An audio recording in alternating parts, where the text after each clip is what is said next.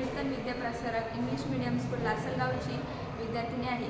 मी माझ्या शाळेतील वाचनालयातून एक पुस्तक घेतले होते. त्याचे नाव होते राजमाता जिजाऊसाहेब. या पुस्तकाच्या लेखिका डॉक्टर सुवर्ण नाईक निंबाळकर आहे.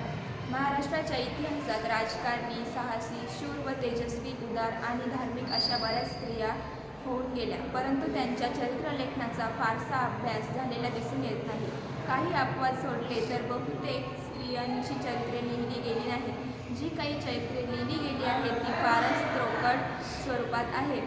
भोसले घराण्यात राजमाता जिजाऊ, महाराणी येसूबाई, महाराणी ताराबाई या स्त्रिया राजकारणात विशेष चमकल्या.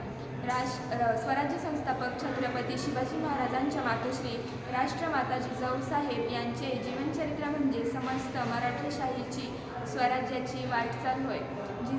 जिजाऊ साहेब सक्षम, संयमी, कर्तबगार, पण विनम्र, कोमल मनाच्या पण शत्रूला कर्दनकाळ ठरणाऱ्या होत्या. जिजाऊ या वीर कन्या, वीर पत्नी, वीर माता होत्या. त्या अखिल हिंदुस्थानाच्या राष्ट्रमाता होत्या. छत्रपती शिवाजी महाराज स्वराज्य संस्थापक होते तर जिजाऊ स्वराज्य संकल्प होत्या. धन्यवाद.